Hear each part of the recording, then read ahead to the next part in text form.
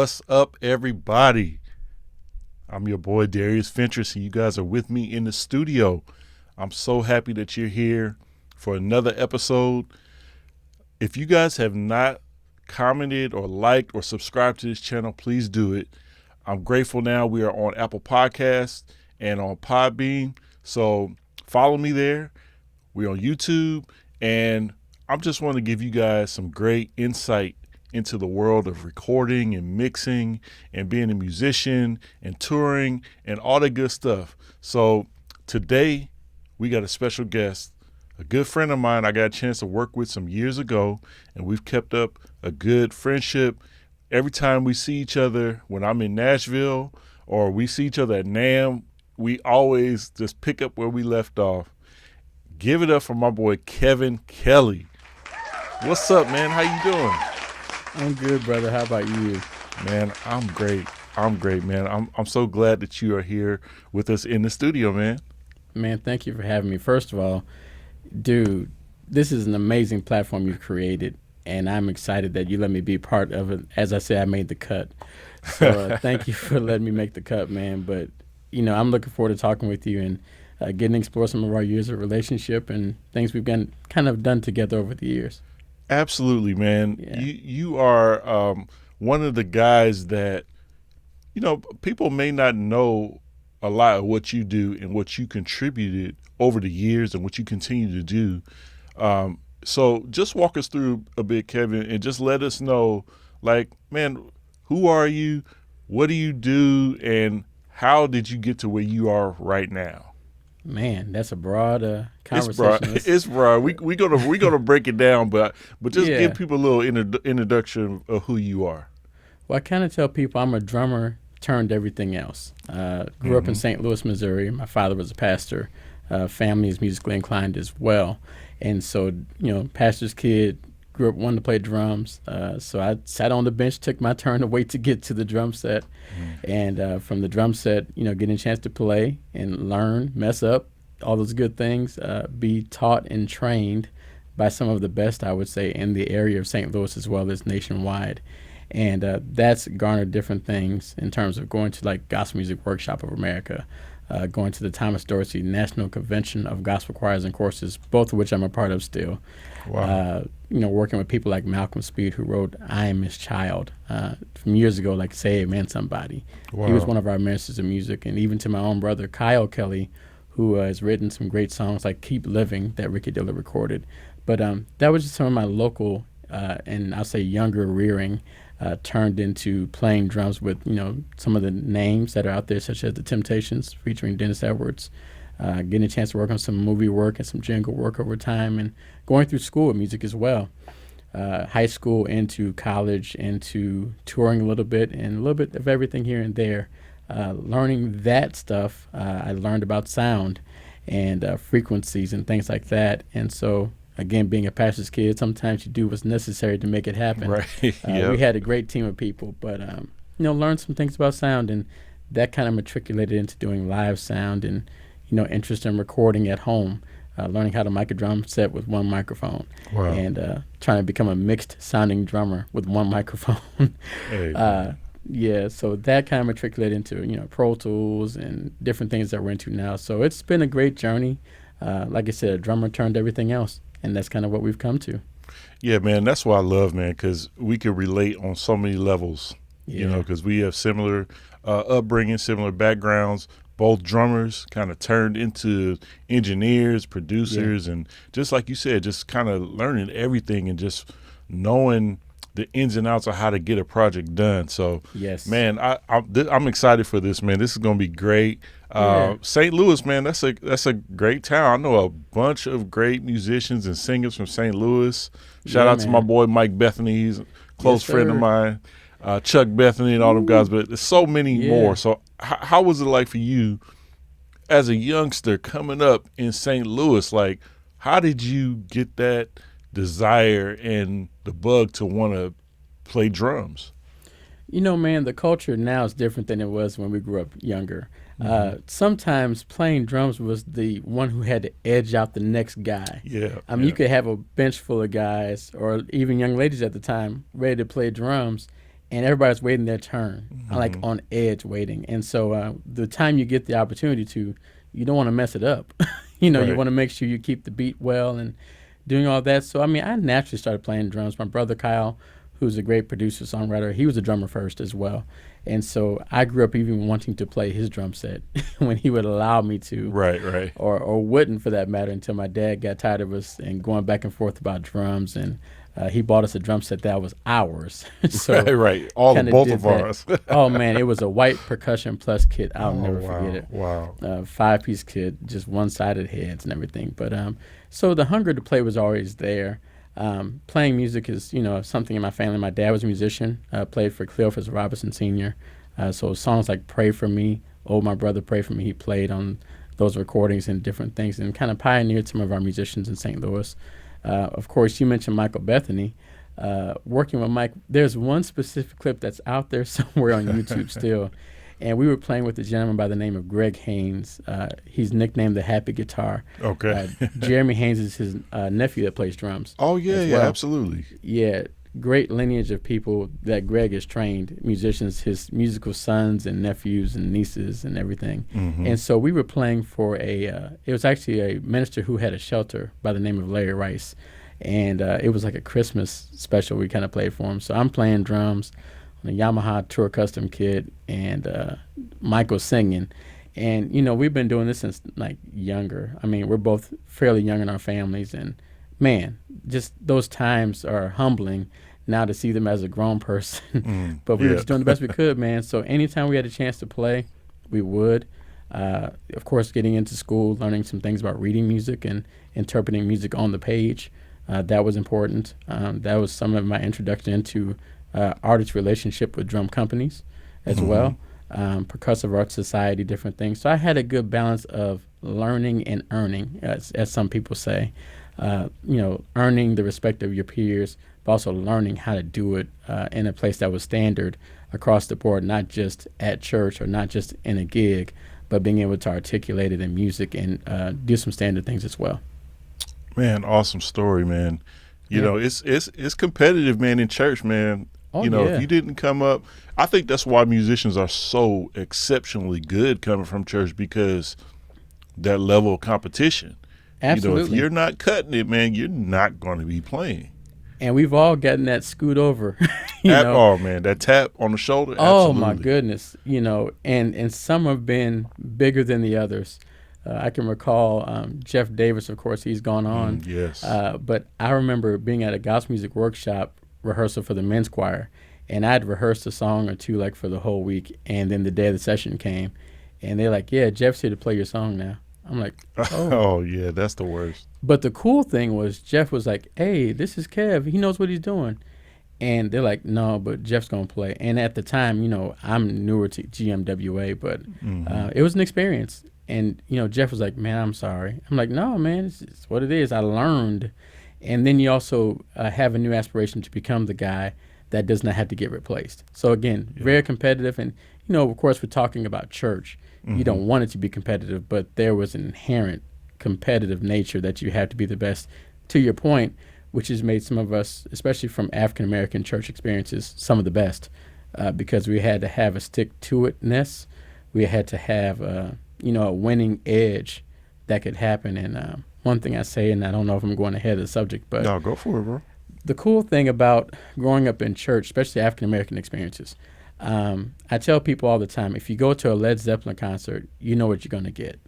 If you go to a Ramsey Lewis concert, you know what you're going to get. If you want to go to a bluegrass concert, if you want to go to see Celine Dion, you know what you're going to get. Well, then if you go to Confunction, you'll get some funk, you'll get different things. The blessing is about church and the African-American experience, we had to play it all. All of it, yeah. And it can happen, you could have an orchestral song and then a Latin tune back to back, and you don't get time to reset your brain. Right. And so that's kind of what makes, I think, our experience and what's made our musicianship acceptable worldwide, because we've naturally developed in some of those places, even without training, but more so learning by doing and then kind of having to figure it out and everything else. And, of course, gain more things by education. But, yeah, in a church service, if you can play a church service, you can pretty much play almost anything, almost anywhere. Absolutely.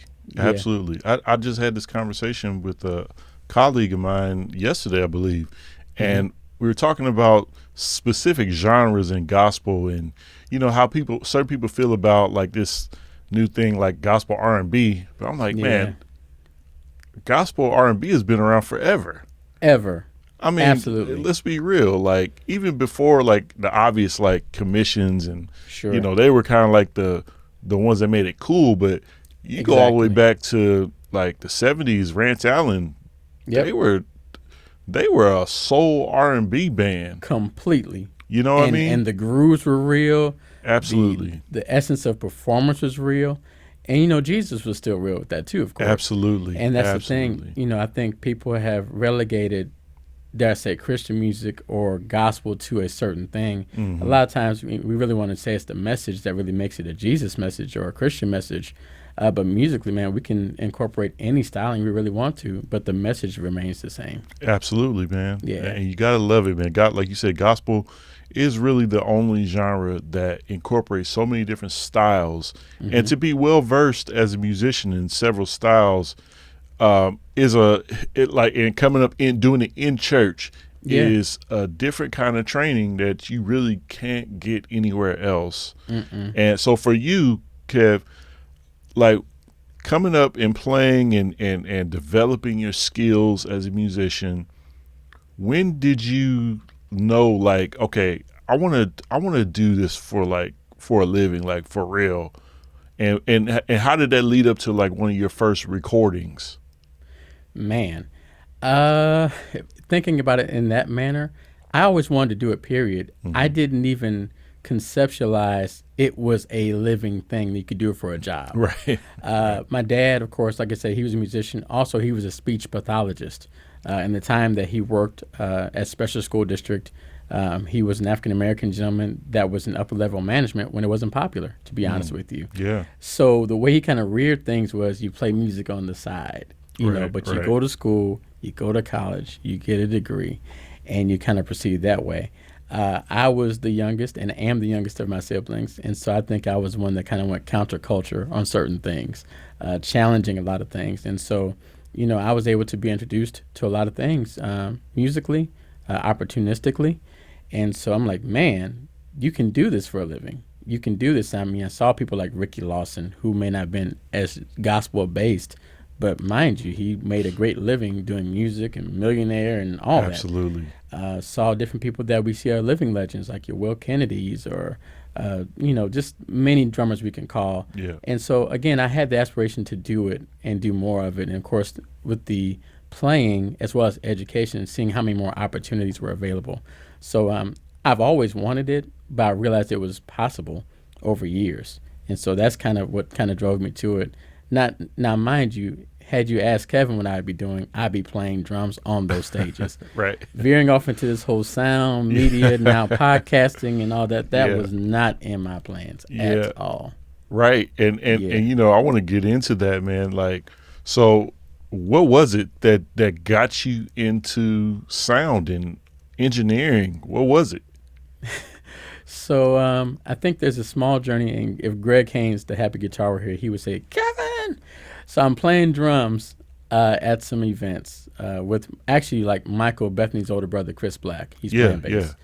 And I'd be like, that's not right. Or, and I would hear pitches and things. So, I mean, it kind of went from having perfect pitch, talking to keyboard players saying keyboard chords weren't all quite right or whatever the case were. And then getting into pitches saying, that A-flat's ringing. What's that frequency? And, of course, we know feedback has pitches, and so, of course, a cycle. So it kind of led into frequencies and pitches kind of becoming married together and understanding both. Right. And then, of course, just setting up equipment, finding out what it does, finding out how it works. And this wasn't a school-trained skill. It was just saying, okay, well, the microphone does this. Okay, as a frequency, let's find out what's wrong. And mind you, we didn't have all the RTAs going on there. Right. Developing your ears and developing methodology that may have been conventional and or unconventional at the time. Mm-hmm. So I just kind of matriculated. It's almost like Forrest Gump. You just kind of walk into stuff. It wasn't like I want to become a sound engineer. That was not my thought process at all. And it's kind of worked out. And so the marriage of music and relating music to frequency, relating experiences, walking, in life's intersections, walking into people like Sanchez Harley, you people like Donald Lawrence, you people like Kevin Bond, who have been people that I was able to watch up close, and even some even closer than others, about recordings and how things happen. You mentioned my first recording. The first recording I can remember vividly is working with Malcolm Speed. I was in high school still, and he was going to record an album. And, Malcolm at the time, man, he was, very accomplished. Knew a lot of people from St. Louis, but had, worked with the Clark sisters, was real cool with Twinkie and the whole family. And he allowed me to play on an album with him. And what got interesting was Jeffrey LaValle from Flint, Michigan, was the music director for it. Wow, so, I haven't heard that name in a long time. Yeah, man. And so Jeff, another virtuoso, he has cut so many hundreds of records. Of course, everybody knows him now, with the Kanye thing going on, but he's been, amazing all of my life and beyond. Wow. So got to work with him. So being able to learn recording from that standpoint, and everybody has a method, but learning from Jeff, what to play, what he was looking for as a music director and or producer, getting a chance to mess up and earn, my stripes doing that too. Yeah. So it was a great thing, man. So that, getting a chance to work in school, I went to Ladue High School, which is an affluent area in St. Louis, affluent school, had some great training there. And so even they did some recordings. And I was able to play with the jazz band and percussion ensemble and do some recordings at Clayton Studios, and different people came and recorded. Some of those people became some people I worked with, like a guy named Jack Petracek. He was a recording mastering engineer. I later hired him to be a mastering engineer for mixes that I was doing. Nice. So just really good cross sections, man, and great matriculation and growth. Man, I love it, man. You and I, like I said before, we have very similar stories, and my particular experience of getting into engineering and recording was really just being in the right place at the right time. Yeah. I came on playing percussion with my Uncle Fred. Yeah. And he was one of the really only gospel artists that actually owned their own studio. Absolutely. Right. So to be in a full scale recording studio with several production rooms and it just so much stuff to learn. I was challenged to just go in there and just learn.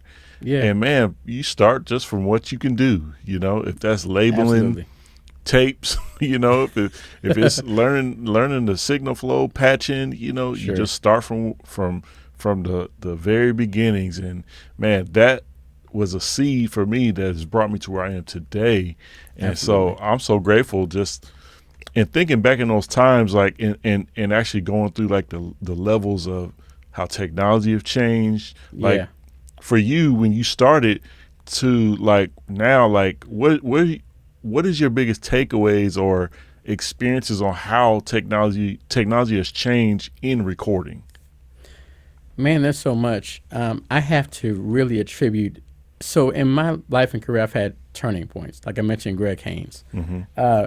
Through Greg Haynes, I met a gentleman by the name of Al Caldwell. We called him Baby Al in town. Bass player for Vanessa Williams, has multi-string instruments in terms of bass, like 9-string, 11-string, whatnot. Oh, wow. And because of playing drums on Greg Haynes' A Taste of Christmas EP, I met Baby Al. And through him, I got my first MPC, actually. He had one there. He's like, I like how you play. And, here's one over here. The screen wasn't working. I got it fixed. That's how I got my first MPC. Wow, that's cool. In the process, I had heard of this thing called Pro Tools. I had not used it. Al had it. Yeah. So I was recording in his home studio with him and getting firsthand experience with Pro Tools 4.0 at the time on an old Mac computer. Wow. It's a Quadra 960 was the computer. Nubis, 33 megahertz fast. So it was slower than Pentium 1, which was 75 megahertz from the IBM side of things. So when we talk about technology, that was my first expose to Pro Tools up close and personal. Not knowing, fast forwarding, he would really be the one that gets me into this. having 882 interfaces. So he had what we call the big boy or a mix system, whereas everybody's trying to get into Digio 01 at the time. Right. Just the first one rack space situation. And so that technology it worked. Yeah. One thing that hasn't changed about Pro Tools, it goes at the same speed. When you hit play, it plays. Exactly. No matter which Pro Tools version you have, of course, Right. with our newer technology, faster computers, handling more processing and whatnot for plugins or whatnot, technology's always been advancing. Mm-hmm. But I think as much as I celebrate the advances, some things have remained the same. And that being good recording techniques. Yeah. Being able to mic a drum, and I hate to say properly, but in a good place that makes it proper, depending upon what sound you want to create, or miking a vocal. Shout out to SE Microphones. It's a partnership I have with them. I think there are some standards about miking and techniques. I see you got an SM7B there. Yeah. And, there's standards. I think SE has done some revolutionary things, but you have your standards that are always going to be around. But I think technology has been great. I think it's also been crippling a little bit. Mm-hmm. Sometimes we are crippled by the ability to take a room out instead of recording in the room properly. And building the right kind of sounding room. Sometimes we are able to take out applause samples and put them everywhere we want to put them, whereas it's a fix for something that could have been prepared for. So, I mean, technology's had its good things by far, and it's going to keep doing those things. We have something called AI now. Yep. So woe be unto us humans for artificial intelligence. But, technology has been great, man. I think it's just a matter of using it well, but yet not depending upon it where you don't study the craft. I think that's what I would say. Yeah, no, that's great, man. And, you hit on a lot of things there and that I want to kind of break down and get some more insight from you. As far as your home studio setup that you have now, because you talked about environment. Environment is very critical. Absolutely. I know for what I have here at my house, it's a standard 8x10 bedroom, not the most ideal mix room, honestly, from the shape. But, I had to do some sonic treatments in the room to make it right. So I built my own panels. I built my own clouds on the ceiling and, just try to make it as optimal as possible for my space. So walk me through, like, what you're using in your space, what gear you're using, and how you approach recording at home in general. Man, so blessed to make a transition in homes recently. Well, about a little over a year ago. Okay. And I'm in Nashville, and so Nashville basements are not popular. Okay. Necessarily for everybody's housing. Thank God we have one. So Studio 2024. Shout out to the wife that made the shirt. Nice. My nephew who made the logo. It is now in effect in Nashville, and it is public use actually. Able to be separated from home and whatnot. So it is for public use. So the basement area, I had a guy named Quentin Coleman. He's a master of music here, great builder, great player, great songwriter. So Phil Hewley, Guitar Phil, introduced me to him. And so just had a vision for what to do. And, I've built studios and been a part of that before. But building your own, that's going to be your own, is kind of a little different. Mm-hmm. So this room I'm in is the control room, and it's really become a room inside of a room. It has quiet brace in the walls. So there is, of course, sheetrock. There is insulation, something equivalent to Corning 703. Okay. And or rock wool safe and sound. Yep. There are there's, of course, like this whole wall back here, that's actually a fabric that I put on top of it. I saw it in, I forgot what fabric store I was with the wife, and she was like, ooh, that's expensive. I'm like, yeah, I got to have it. I liked it. So, but that's a fabric there. So, of course, it's a, kind of softening thing. But behind that is what's the quiet brace. I forgot the technical term for it. So, yeah, built in here. Over there is the tracking room. And, of course, we dropped the ceiling to create some air gap and some spacing there. Good. Still, again, air gap, insulation, drywall, ceiling, and it's been great so far. And then even a drum room, another room inside of a room as well. Oh, nice. So I'm able to record lead vocals, drums, bass guitar, organ in there, and keys with little to no bleed at all. So it's been a blessing, and not even transmitting outside to the neighbors or to the space. So it's really been a blessing, man. That's really nice. Renovating is a different experience, because you mentioned like your 8x10 bedroom. Having a isolated space, or at least a dedicated space, is a wonderful thing. Yeah. And being able to do what you can. And I know on the mix tip, believe it or not, I've been mixing for a while, and I transitioned to Nashville when Benita and I got married.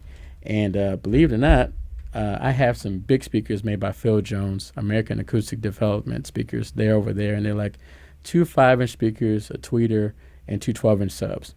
Yeah. I've had them for over 20 years. Wow. But the records I've been mixing have been with these. Yeah. Yeah. These are Bose SoundTrue Ultra consumer headphones. And I've got multiple pairs of them, and I love them. That's very wise, though. You're brave too, Yeah. But it makes sense to mix on something on a consumer headphone, because I mean that's how people are going to listen to it. Yeah, and so I've gone from having, like I said, the big Pro Tools Ultimate systems, and I do have those still. Currently, you did ask me my current setup. I am using Apollo X8Ps for the interfaces in the Pro Tools. I do have a 710D over here. I have a Warm Audio 412. What else is over here? ISO 428, Focusrite. I have a Blackline Antiquad, which is similar to the Neve, their version of a Neve, and some other things here, just to get inside. I have some colors to move. And then, of course, with the UA plugins, you have those emulations of API and different things of the sort.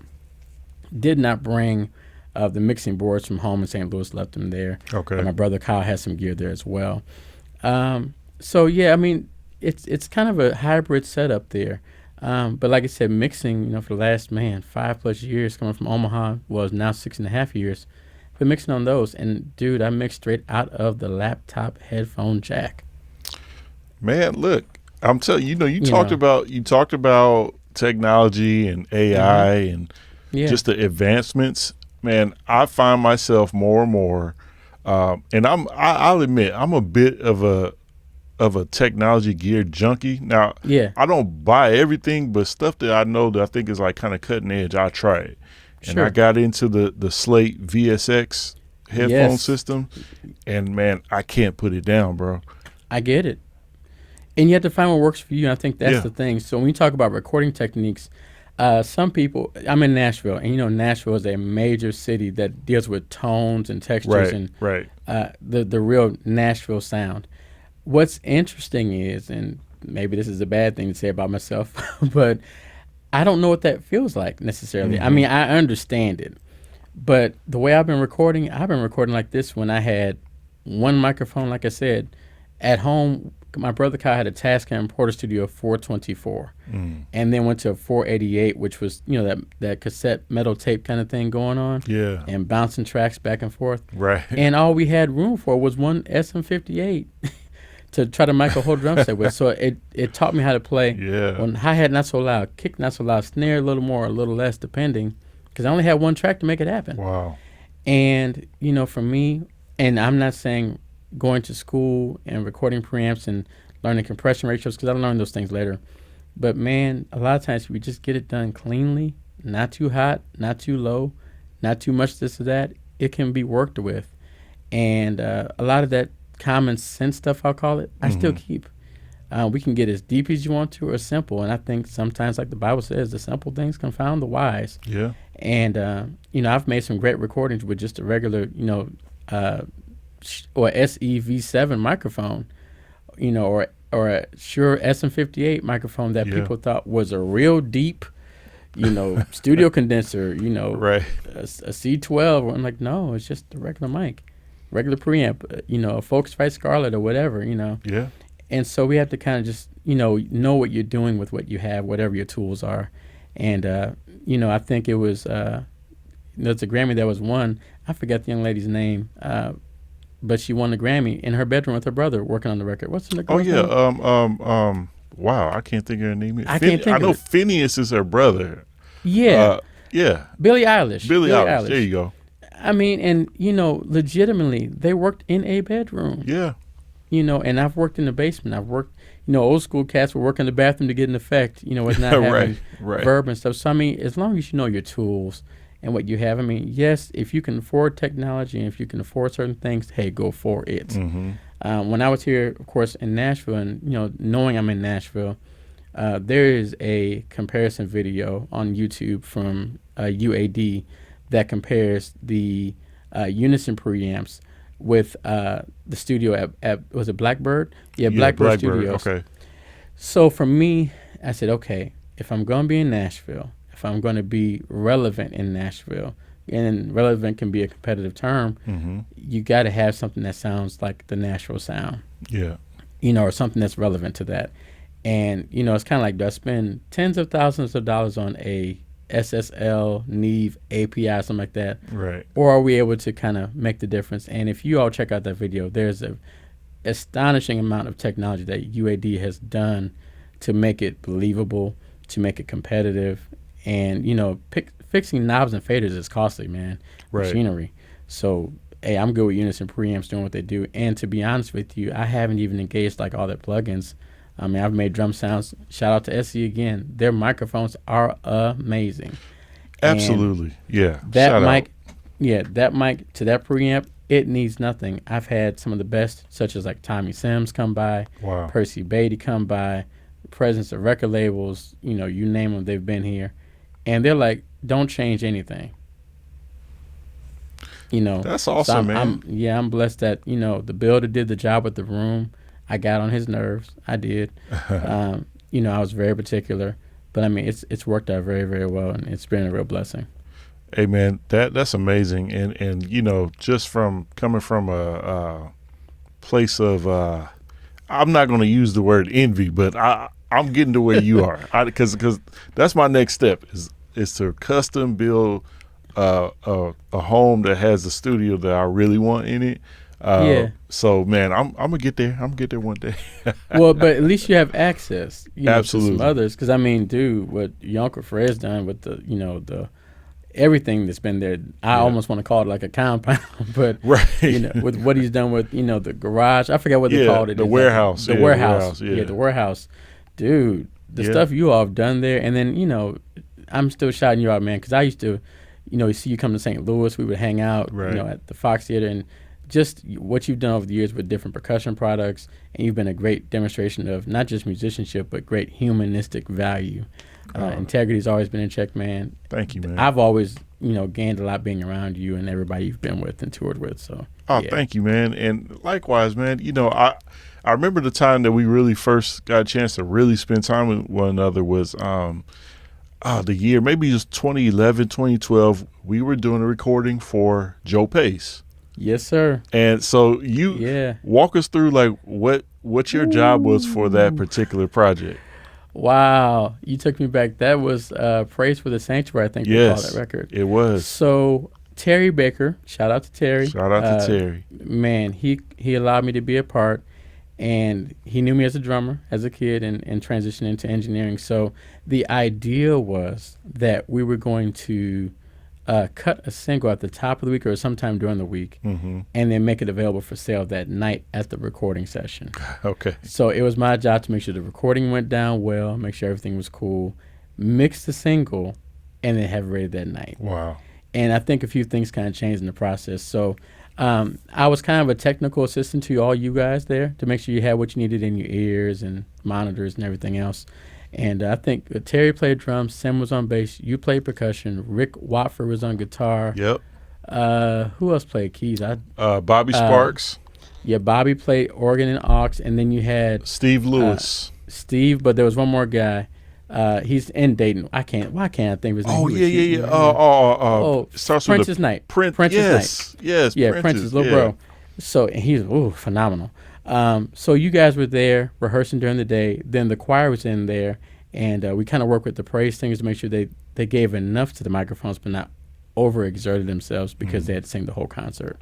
The choir was there, and then gained some relationship with Joe. Of course, I was affiliated with his music from Colorado Mass and other things, but getting to experience some time with him was pleasant. It was cool. It was fun. And then, so we just kind of worked on it from there, man. And I think it was just a good moment of camaraderie.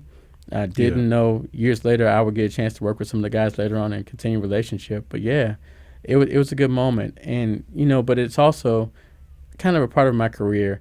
I have been kind of, what should I say? Every experience I've had has catapulted me to the next stage. That was around 2011-ish, I think, 10, 11-ish. One of the bigger catapults before that was in 2006, working on, like, that year, my brother and Chris and Kyle, True Spirit, had a recording that year. In January, Rick Wofford was the guitar player there. Maurice Fitzgerald played bass. I played drums. Maurice Rogers was MDing, and my brother Kyle played. So we did that.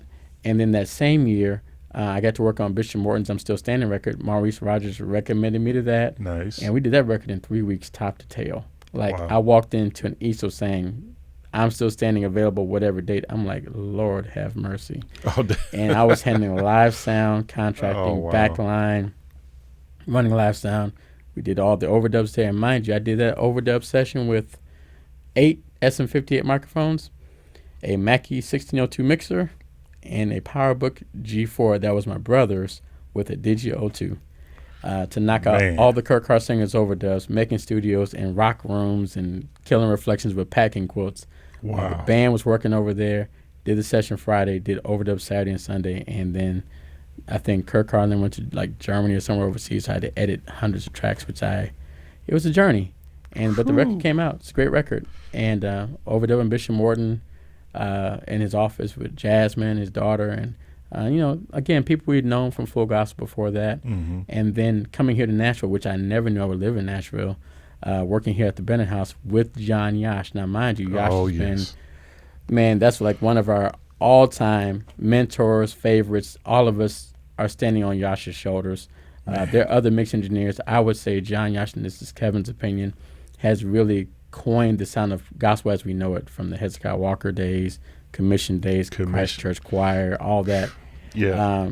So a lot of what we do, we owe to Yash, and he's been our example. We love our other mix engineers, Blast, Salvo, Hank Williams was a master engineer we love. Mark Williams from Charlotte, North Carolina. We love all these guys, I think Yash has just kind of been that guy for at least some of us. And so to work with him then, not knowing I would live here now, you could never told us. We have the same birthday. We just had it last week. Oh, wow. But, that's cool. Yeah. Man, look, John Yash. It's been a journey, man. That's awesome, man. And, you brought up John. I was definitely, we're going to get to the John Yash portion of this conversation. Absolutely. And we're going to start there now, because you talked about it, the legacy and kind of like the tree. Because I come from the John Yash tree, too. Yes, sir. I've never sat next to him at a mixing console like that, but I learned from Fred and Ray Hammond. Yes, sir. Which learned everything they know from John Yash. And Ray's another one too. Yeah. Because Ray, the cool thing about Ray, he wasn't just involved on the sonic side of music, but he's also involved on the business side. Business side, absolutely. So I remember I had some Allen Smart. Well, I had a C2 compressor, but I had SBL Mixed Dreams. Mm-hmm. And Ray said, if you ever get rid of it, let me know. Because he was a part of Ozark Pro Audio Video at the time. Right. Yeah, so he knew me from that stage. And then we met later on as you all were touring and whatnot. But yeah, Ray and Fred and Yash. I mean, Yash has so many tentacles out there with sound, with understanding. And, of course, his resume we can't even talk about on this podcast. Absolutely. We'll be here forever. Yeah. But he has been a major influence, and I even say father, grandfather of a lot of our contemporary gospel sound. Question. Absolutely, man. I hope to have John on the show. I'm definitely going to talk to my friends like Kevin Kelley, see if I can get that going. Hey, let's put it together. Yes, man. sir. Absolutely. But man, I love the fact that we have shoulders like that to stand on. Yeah. People that we've been inspired by. I mean, I remember seeing John Yash's name and not knowing how to pronounce it. Like, yes. What is John Jagzik? Yeah. We all went through that. Right. And so absolutely. To put a face to the name and then to actually have played on projects that he's mixed has been amazing. And I love what he's doing now because I use his sounds now with the John Yash Drum Warehouse. Amazing. So tell me about your experience with that, any involvement with that process. How did that all come to be? So, let's talk through this. first of all, I'm really, really honored and blessed, and I've never said this publicly. This part of it, I'll say in a second, to be a part of it. Yash called me one day. Now, mind you, John Mike is a friend of mine too. We've been cool for years, and I'm super proud of John Mike, the things he's done. Matter of fact, he just dropped a new plugin even today, I think. Right. And this is for gospel producers, right? Yes. Okay, good. And so, John Mike has had a compassion about having our own. And so he was talking with Yash, unbeknownst to me, about doing something about drums. Because one thing that John Yash is known for is his drum sound or drum sounds. And, so Yash has used some particular samples he's garnered over the years from different projects to add and enhance and sometimes replace if necessary drum tones that may not have been as successful. So Yash calls me one day, and I've never had this conversation. And he says, hey, I got a call from John Mike. You know John? Yeah, I know John Mike. And he's like, yo, want to kind of do some drum sampling and everything else? I'm like, cool. So I'm like, well, man, the guy you should get is Calvin Rogers. Yep. He's like, yeah. I'm like, yeah, get Calvin. And now, mind you, just a little before that, or in that time period, I can't say exactly when it was, Calvin was here in Nashville doing the samples for a tune track at the time. Right. And I got a chance to go by. I said, dude, you ought to get Calvin. Everybody, like right now, and I'll say it again, Calvin's a friend of mine. But, dude, he is kind of like that sound of gospel that we're standing on right now, too, in part. I mean, I love Joel. We have our shared affections for Joel and different drummers, Teddy, all these different guys. But, like, right now, Calvin has been that guy that a lot of people are standing on his shoulders. Absolutely. And Yash is like, cool. He said, but what about you? I'm like, what about me? Now, mind you, he knew I was a drummer. He's never heard me play anything. Right. Never. And, I think, prior to that, I played one thing that I mixed because I wanted him to hear it, see what he thought about it. And he didn't give me a hard critique. I'm like, come on, man. You're a Yash. Tell me what's wrong, what's right. Right. And he really didn't have much to say, which was a blessing. It was also kind of scary. But he said, didn't you play on that album you let me hear? I said, yeah. He said, well, why don't you do it? Now, he didn't know I had a background in drum sampling.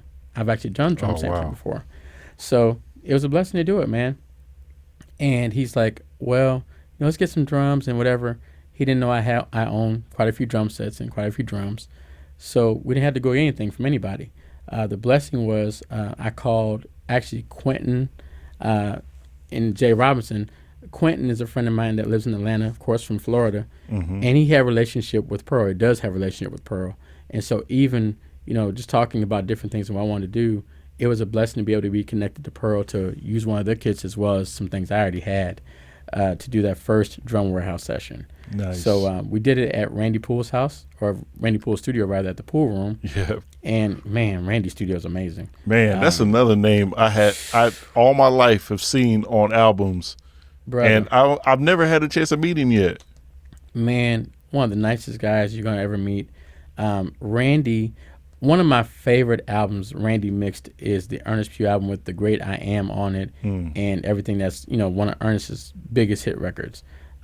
Rain on Us, that whole record. Right. So Randy mixed that, and I think it just characterizes a great live sounding album. Nice. It feels good, it sounds good. But yeah, we were at the pool room, and so we recorded that there. So I got to get back on the seat and play drums, and really sampled some different drums I have. So the two warehouses that are out, I am the sample drummer on those both. I use most of my drums. There are a few drums. Shout out to one of my guys. A couple guys that are around. Aaron Lewis stopped by the first time. Yeah. Just a lot of different drums that we had, man.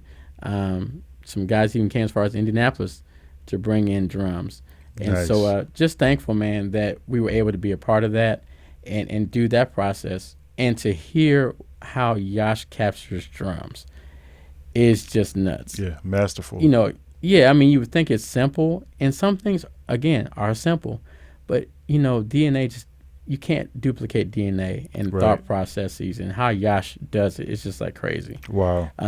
Like I said, Indianapolis, my guy George Tyler, he came in. He brought in two of his snare drums, actually, that we sampled. like I said, Pearl had some of this stuff in there. Shout out to my guy Jeff Pegas here in Nashville. He let me sample one of his drums, the one that I knew was really, really popular, and I wanted to kind of get that tone. Mm-hmm. So he allowed me to do it. So yeah, man, just a great process. We're actually talking about Warehouse 3, actually. Okay. I I'm think here we're going for to do that. Yeah, man. I think we're actually going to do Warehouse 3 here at Studio 2024. Nice. At least according to Yash and according to John Mike. So we'll see how that shows up sometime, maybe this year. But it's been a blessing, man, because, again, to be a part of one of your heroes' idealisms of what he thinks drums should sound like. Yeah. That's a life thing you don't get over it. It's like it's still surreal a little bit. Like you said, reading the name and not knowing how to pronounce it, to now I'm the sample drummer for his library. Man. And then to even get into more of a camaraderie space with him. I mean, I always see him as the mentor, but he's like, no, you're like the colleague. I'm like, I can't even fathom that. Oh, man, that's a blessing, man. And it should be a testament, man, to your hard work, your talent, your dedication. Man, you know, you've been doing this for a long time, man, and I can just commend you, man, and give you your kudos and your flowers, man. Like, again, people may not on mass level know who Kevin Kelley is, but they know, they've heard Kevin Kelley. Wow. I mean, look, you've been on records I've produced and mixed just from being a sample drummer. You know what I mean? So you know, it's funny you said that. I was joking with Dana Saray, because me and Dana, we've been friends for some years now. And here recently, living in Nashville, everybody kind of comes through. And so when he got the Warehouse prior to the release, Dana's like, Kelly? I'm like, yeah, man. He's like, do you sound good? I said, man, I've been wanting to play for you for years. He said, well, you finally made my records. You finally made it. You finally made my records. So it's been cool, man. And it's been a blessing, man, to hear it on different records. I hear different drums. I'm like, oh, okay, that's my right. You can hear it. Yeah, I know the drum. I hear it. Yeah. And it's cool, man. It's really, really cool. And also cool to see how people have innovated and used those samples differently. Yeah. In ways I would have never thought they would do it. I got to give a big shout out to one of our assistants, Clifton Graham, is the assistant for myself and also for Yash as well. Okay. And also Adam Smith is one of Yash's assistants. But they played a role, of course, in the mixes that Yash makes and what I make, Clifton especially. And he also did all of the editing and the different things to make things ready for the Warehouse. Oh, man. Clifton is amazing. Yeah. Even the fact of how this studio is connected. Clifton came in and really made sure things were cool. And also one other guy, Corey Parrish, CPA in Atlanta. Man, he saved me with this universal audio stuff, because I promise you, some people think I'm smart. Man, I was like, give me back the Avid hardware, the Digidesign hardware. Right. You know, learn that thing called consoles, like, oh, Lord, what is this? Right. But it worked out well, and Corey and Clifton really got me together with that. And as far as the Warehouse, Clifton really played a major, major role in that. So I want to shout him out to you. Yeah. Man, that's awesome, man.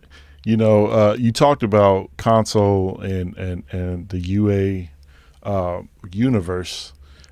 So have you mixed it all in Luna? I haven't. It's funny. I get asked this question about once a week. Really? I haven't yet. Yeah, I haven't yet. You know, so I'm kind of in a place where I'm up against constant timeline deadlines. Yeah. My weeks are busier than not. You know, my current week, I serve at Mount Zion Baptist Church with Bishop Joseph Walker. He's my pastor, and where we serve with there in full gospel. And I am the creative technical director, so I deal with our sound team in terms of helping to manage that, schedule everybody, keep everybody, you know, kind of going on and making sure that we're all winning as a team, man. And so that's part of my life. Then you have your client side. Then you have my wife. Shout out to Benita Bellamy Kelly. She's the owner of the Bellamy Group. So we serve a lot of people. So to go right now and to take the time to learn something else, I don't have it to allocate at the moment. Man, now I'm told it's super amazing. I mean, I've seen Danny Weatherspoon talk about it, and people say it's like Pro Tools. It's like, well, I get it. It's similar. But I'm told it's great, and I'm told it sounds really, really, really good. And I hope one day to get time to sit down and kind of play with it and kind of, you know, really explore it. But the time that I'm allotted, I have to make sure I'm wise with it. So I Yes. really haven't jumped into it like I have. And you said it's nice, so I guess you have for sure. I like you. I've kind of tried it here and Yeah, there, yeah. and it is very similar to Pro Tools as far as Okay, like the edit screen and the functionality, the shortcuts and things like that. cool. It has a different, warmer kind of sound. Yeah. I love how they have integrated like the tape saturation, like Oh yeah. actually on the channel strip, Beautiful. and you could do all your console emulations that they offer. So it's pretty cool. But like you, I just don't have time to really dig deep, Yeah. and I just know where I'm efficient, and that's Pro Yes. Tools for me. So Yeah. And nowadays, man, I'm in the middle of some different things now, and we're not afforded the opportunity because when people create a project, they've sat with that baby a while and they yeah, expect certain things out of it. So by the time we get it at the mix place, and I know you've had this experience, they're like, okay, go for it. And they're looking for certain things. I'm like, you all created this music. right, I'm just getting affiliated with this music. And so to look for something at 3 minutes, 32 seconds, and 5 frames to make sure I hit that horn line, I'm like, bro, I don't even know it's there. I'm trying to learn your music, exactly, let alone, be able to right, interpret it properly. And they're like, well, we know you're the guy and we believe you. Well, give the guy a couple, give me about a couple of days because you've had this for a couple of years exactly, sometimes. exactly. So, yeah, but I hope to really get into Luna. UA is a great world, and like I said, at first I was kind of like, hmm but it's really really what it says it is. There are different things I wish I could do with them, and maybe one day I'll get a chance to connect with them. But I mean, man, it's great stuff. Yeah, In terms of Pro Tools, I keep saying Pro Tools because that's 4.0, 3.8. So I got affiliated with Pro Tools. yeah. I am somewhat logic dumb, I'll call it. I can Right. get around on Same. it, but I am Yeah, not proficient with logic. And I think it's kind of like you're proficient with what you started with. And absolutely. Yeah, I'm pretty much a naturalist, and this is Kevin's belief and experience. Every major studio I've gone into typically has some level of Pro Tools. Um, everyone. Everybody else hasn't necessarily had that, and so I Yeah, wanted to make sure I kind of got into the standardizing right. of what was going on and understanding that kind of stuff. Man, that's amazing, man. Yeah, I appreciate your time and expertise, man. There's so much more we could talk about, yeah. but I do want for you to just to give us some advice for anybody that's out there that is have some aspirations or dreams and want to get into the world of recording, mixing, even music, being a musician, but really like somebody who wants to create and really make music sound good. Give us some advice on how you would do that, and just some encouragement in that space. I'm gonna probably come from a different place than some would expect. The better you live your life, the easier and better it is to create anything. Mm. I've learned about living life. I'll share this. My parents, great parents, gave us great opportunities. They both are now deceased, and they believed in all of what we did, whether it be music or not. And the one thing I take away from my parents, as well as other people that I've seen be successful, is they try to live life well. Mm-hmm. And so if you can live life well, if you can sleep at night, you're not at odds with a whole bunch of people, it kind of makes life a little better about your creative process. Your world is not so combobulated and your head's not so combobulated. So that would be one thing. The other thing is start with what you have and do what you can. If it's a pair of headphones, start there. If it's a microphone, whether it's a SE, a Shure, or whatever, start with what you have and try to master what you have, and also endear other things in the process. You don't have to forsake one thing to add other things and become more versed. Chris Watkins says a statement that I think is very key. You're most valued when you're most versatile. You're most valuable when you're most versatile. And so the more you can learn and learn well, do that well, whether it be playing music, engineering, or otherwise. I'd also advise learning the standards, learning those standards so you can be affiliated with those things. I've said the statement a few times, and I'll say it here. Learn the game, play the game, then change the game. I think sometimes we're so inundated with trying to be innovators that you haven't learned what you're trying to innovate. So, like I said, learn the game, play the game, then change the game. Yeah. And you know, I think about people like Michael Jordan, one of my favorite basketball players, but he learned the game, he studied the game, played the game, and then there's some different things that distinguish him amongst other players. Yeah, man. So if you do those things, that's a good start. Of course, learn all you can, and I think the reality is, if you stop learning, you date yourself. And so, as much as you and I can be as busy as we are, I still try to keep things around me that are inspiring. Other books, other people. Have a check system with people that you can trust. That will tell you the truth. Some people say, "Yeah, Kev, this is killing," and somebody say, "No, man, it's not." You need those "no, man, it's not" moments. Man, absolutely. You need to have those because everybody can't be your yes man. And then Derek Lee, he's passed away. He was Bobby Jones' music director. Yeah. I mixed a song years ago called "Amen Goes Right There." A guy named Everett Drake is in Bobby Jones' choir. And Derek, I was at home in St. Louis mixing, and Derek said, "Hey, Kev, this sounds really, really good." I said, "Okay, cool." First time mixing for Derek. Derek was on BET every week. And this was just a high honor to be a part. But Derek said, "Kevin, I need you to do something for me." I said, "Okay, what's up?" He's like, "Give me something you've never given anybody else." And I said, "Okay." And I just listened to it. He said, "No, he said, it sounds great. You're doing fine." He said, "But I'm looking for that thing, that edge that says you've never given this to anybody else." And so for me nowadays, whether it's playing a drum, whether it's serving at a church, helping somebody, I look for those it factors, I'll call them, that are specific to that moment. And it enhances the moment, whether it be sharing a life story, sharing a moment with someone, making sure that you're empathetic and sympathetic. All those things attribute and contribute to a situation. So, man, you just try to be serving to everybody. Try to be good to everybody. And hopefully it comes back to you, too. Man, what great advice, man. Just be a good person, man. I love it. Yeah. I love that. That's inspiring me, man. Just try to give people something that you've never given them before. I love that. Yeah. I love that. I look for that every time I do anything now. Wow. And, Derek, and the cool thing was hearing that years ago and then being able to be with him. Again, I had no idea I'd be here in Mount Zion in Nashville. Wow. Had no idea I'd be serving on the sound team and get a chance to serve him, on Bobby Jones recordings or whatever. Yeah. Super cool stuff, man. And then, being here even in the process of him alive to transition. But that nugget has stayed with me through life, and it's going to keep carrying me on, man.